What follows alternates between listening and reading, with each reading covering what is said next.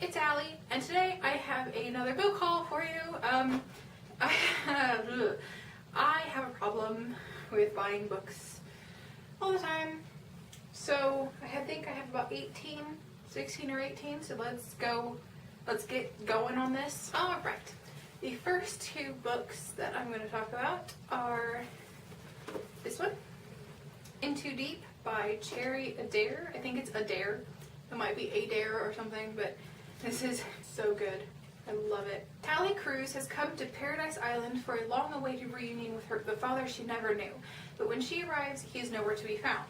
Still, she is so thrilled by the seductive beauty of the island that she doesn't see the danger that is boiling right below the surface until a mysterious explosion nearly kills her. She is rescued by an enigmatic man whose intensity is as undeniable as his sex appeal, a mysterious stranger who is not what he seems. Michael Wright is on Paradise Island to settle an old score with Tally's father, the man responsible for the accident that ended his Navy SEAL career and killed his best friend. But even though he hopes to use Tally to reach his target, Michael cannot deny the deep feelings she inspires within him, or the fact that her life is in serious danger. Paradise Island is a place full of hidden intrigue and peril, as deadly as it is beautiful, and Michael will need every skill he learned as a SEAL to ensure that he and Tally escape alive. Love this book. The next one is this little beauty. It's called Raptor Red by Robert Baker, B-A-K-K-E-R, Robert T. Baker. I don't know if it's Baker or Bacher, but there's that little one. And if I keep looking over there, it's because my camera ran out of, I don't know, something happened to it. It stopped recording when I was doing my last video, which is the TMI video, which might go up before or after this, I don't know. So I'm putting it on my computer and seeing where it ended so I can redo all that. But anyways, Raptor Red, a pair of fierce but beautiful eyes look out from the undergrowth of conifers. She is an intelligent killer. So begins one of the most extraordinary novels you will ever read. The time is 120 million years ago, the place is the plains of prehistoric Utah, and the eyes belong to an unforgettable heroine. Her name is Raptor Red, and she is a female raptor dinosaur. Painting a rich and colorful picture of a lush prehistoric world, leading paleontologist Robert T. Baker tells his story from within Raptor Red's extraordinary mind, dramatizing his revolutionary theories in this exciting tale. From a tragic loss to the fierce struggle for survival to a daring migration to the Pacific Ocean to escape a deadly new predator, Raptor Red combines fact and fiction to capture for the first time the thoughts, emotions, and behaviors of the most magnificent, enigmatic creatures ever to walk the face of the earth. Love this one too. I've read this one too. The next books that I'm going to talk about, I got all at the same place. It was the two books that I just talked about I got on Amazon, and I could link them below if you want. Probably will, so you can go get them if you want to. I would highly recommend it. It's really, really good. I think I'm going to do reviews of both of those books fairly soon, I hope. So look out for those. Anyways, the next four books are four pretty small books, but I just thought they were really cute and I thought I would pick them up. So I'm going to set these ones over here. I don't know if you can see those, but right there, so I can hold one at a time. The first book that I got at that little store was just like a little junkie store, because we were looking for a globe. I don't know if you can see the globe, but there's a globe up there, basically right above my head. And I found these little books and they were each $1, I think. Yeah, the first one was Old Yeller. Travis was 14 that summer in 1860 and head of the family while Papa was herding the cattle to Abilene. Working the homestead, protecting Mama, keeping 5-year-old Arliss from swimming in the drinking water, it was a man-sized job. Then one day, the big ugly yellow dog, Old Yeller right there, came out of nowhere and stole a whole side of meat. Travis got so mad he wanted to kill the mutt, but Arliss cried and screamed and the dog was allowed to stay. They named him Old Yeller and he turned out to be more than worth his keep. For without him, they would not have gone through the summer alive. Probably see that one right there, but that's where I'm going to set them for right now. The next one I got is called Yukon Mystery, Trail North to Dangers, in little parentheses under that, by Joseph H. Gage, or Gage. Who stole Uncle Paul's letter hinting a priceless ore find?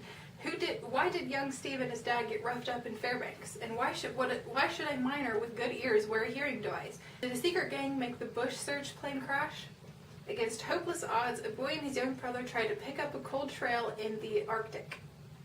Alone in a pitch black mine, Steve finally, well, that's for the reader of this chiller diller to discover. The next one that I got is called Wolf Dogs of the North. You can see it's the theme going.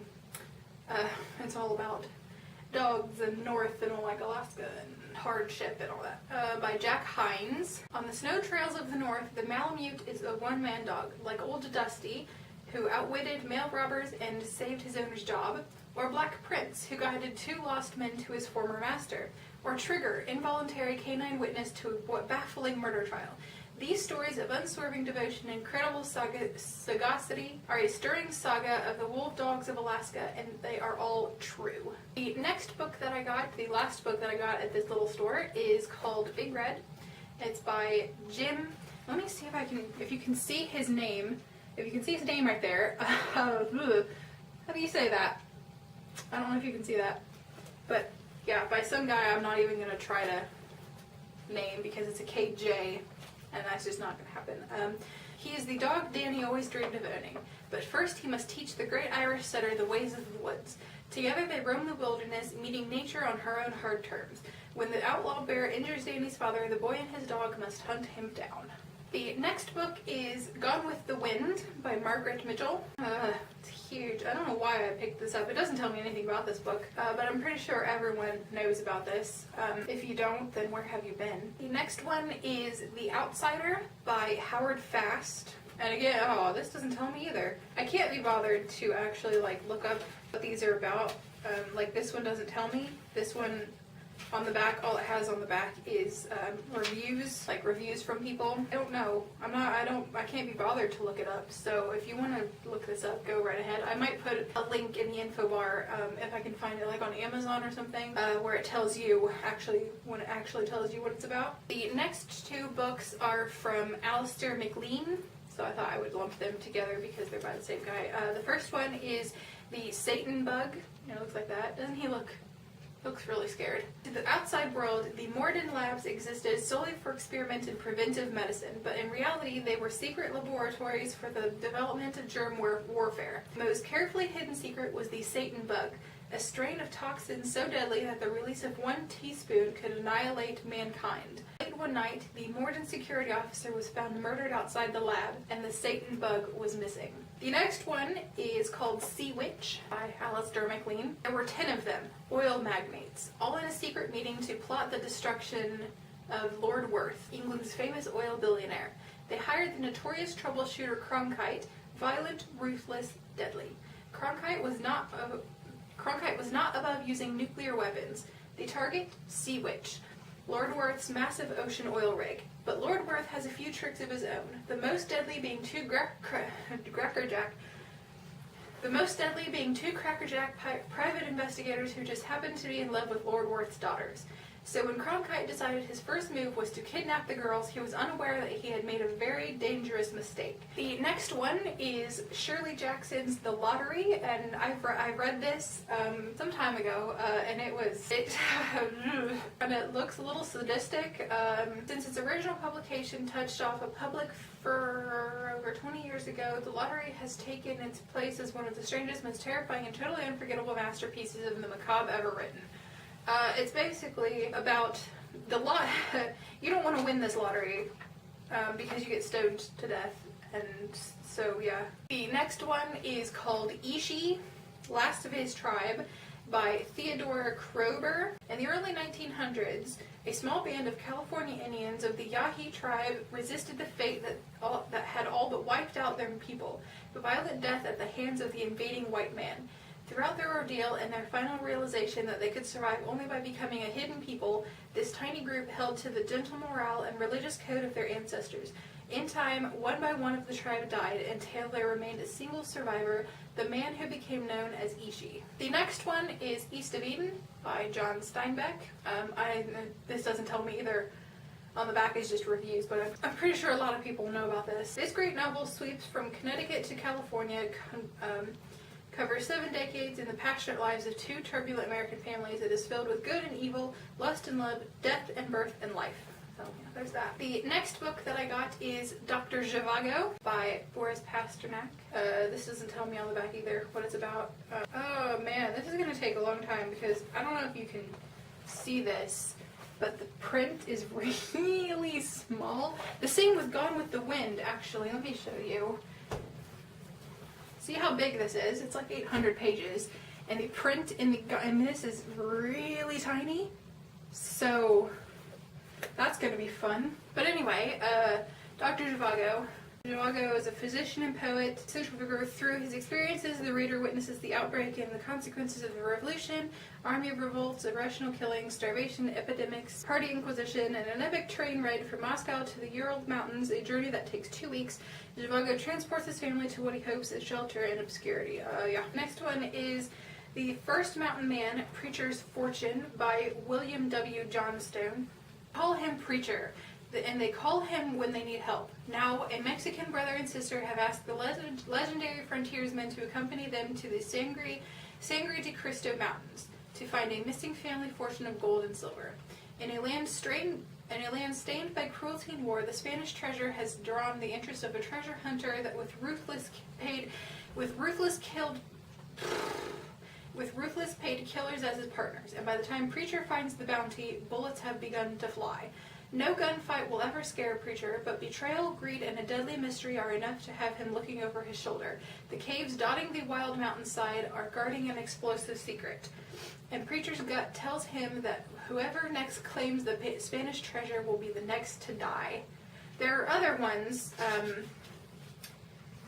about Preacher. One is called The First Mountain Man, Preacher's Peace, The First Mountain Man, Preacher, The First Mountain Man, Preacher's Journey, and then this one, which is Preacher's Fortune. I don't have any of the other ones because I didn't know when I first picked it up. I didn't know that it had other ones that went with it. I don't know if you have to read those in order to really understand what's going on in this one, because it kind of sounds like it's kind of a standalone, but still kind of in the series of Preacher books. The next one is The Black Hole, a novel by Alan D. Foster. For 5 years, the crew of the Palomino had ranged through deep space searching for evidence of alien life, with no result. Then, their mission almost at an end, they discovered a giant collapsar, the largest black hole ever encountered, and drifting perilously near it, was the long-lost legendary starship Cygnus. Incredibly, the ship was not a lifeless hulk. Its commander, the genius who had designed the Cygnus and planned its epic voyage, still survived, served by a horde of mechanical slaves.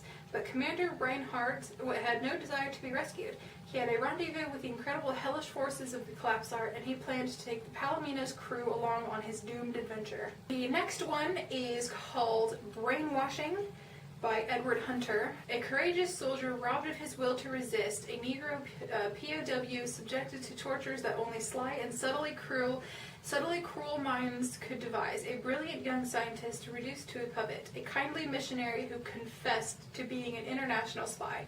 These are but a few of the thousands of men whose minds were systematically and ruthlessly brainwashed by their diabolical communist captors during the Korean War. How and why they suffered, cracked up and died, how others mustered their last remnants of courage to defy and best the evil twisting of their minds is the grim epic that this book alone explores and reveals. It's going to be really heavy. Last book is The Wolf Whispered Death by Barbara Moore. The new Mexican rancher had been brutally murdered.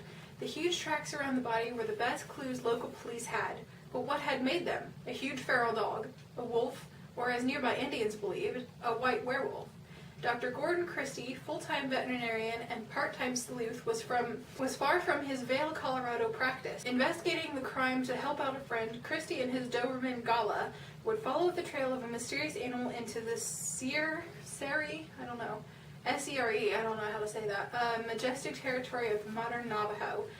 Deep into greed, passion, and ancient tribal superstition, where Christie himself could become prey to the deadliest animal of all. I think that's all the books that I've gotten pretty recently. If I'm missing one, then oh well. I'm sure you'll see it at some point throughout my time here. Hope you enjoyed this video. I hope one or more of these books sounded cool to you. I'm going to go now, and I think, what time is it? Okay, I think I might go ahead and film 2 reviews, the 2 reviews that I mentioned. So I will see you guys some other time. I hope you enjoyed this video. I'll see you later. Bye!